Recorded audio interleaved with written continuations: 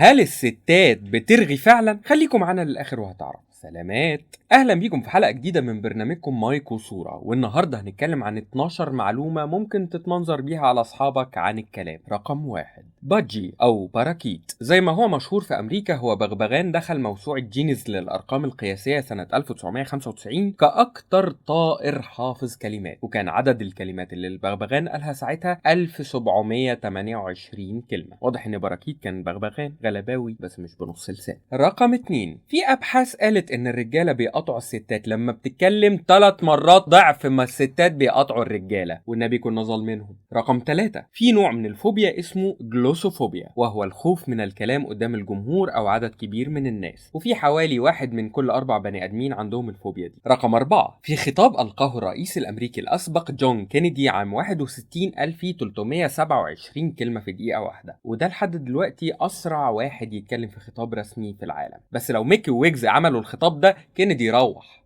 رقم 5، في دراسة اتعملت سنة 2005 أثبت فيها مجموعة علماء من أسبانيا إن الفئران ممكن تقدر تفرق بين اللغة اليابانية والهولندية. مش عارف العلماء دول كانوا بيفكروا في إيه. الحل الوحيد إنهم يا إما كانوا فاضيين قوي، يا إما كانوا بيعملوا التجربة على حاجة تانية وجيت معاهم بالصدفة في موضوع الفئران ده. رقم 6، الإنجليز بيقضوا حوالي 5 شهور من حياتهم بيتكلموا عن الطقس، وفي استطلاع رأي حديث لقوا إن 94% من الإنجليز قالوا إنهم اتكلموا عن الطقس في آخر 6 ساعات. رقم 7، في حوالي 50 مليون شخص في العالم بيعانوا من اللعثمة أو التأتأة، ومن أشهر الناس اللي كانوا بيتهتهوا الفيلسوف فريدريك نيتشه، وملك إنجلترا جورج السادس، ورئيس وزراء إنجلترا الأسبق وينستون تشرشل، ومارلين مونرو، وديموثينيس اللي هو أشهر خطباء الإغريق. احنا ناقصين لبخة في الكلام يا عم الحاج.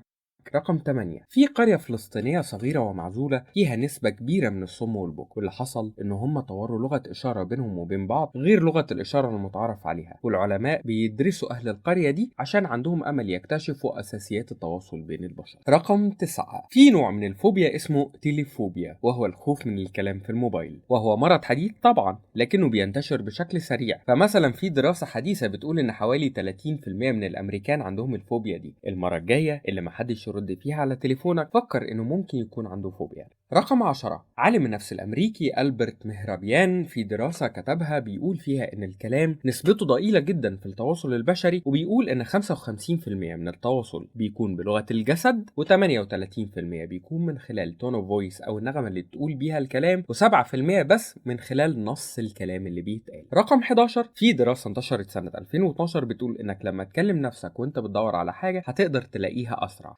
رقم 12 دي آخر حاجة، بس خدوا المفاجأة دي. على الرغم من إن كل الناس بتقول إن الستات رغايين أكتر، لكن إحنا طلعنا ظالمينهم. آخر دراسة اتعملت بتقول حاجة غير كده، وهي إن الستات والرجالة بيتكلموا قد بعض بمتوسط 16,000 كلمة في اليوم. هو أنا كده أبقى خلصت كام كلمة من ال 16,000؟ لو عجبتكم الحلقة دي من برنامجكم مايك وصورة، اعملوا لايك واشتركوا في القناة عشان تشوفوا حلقاتنا الجاية أول بأول. سلامات.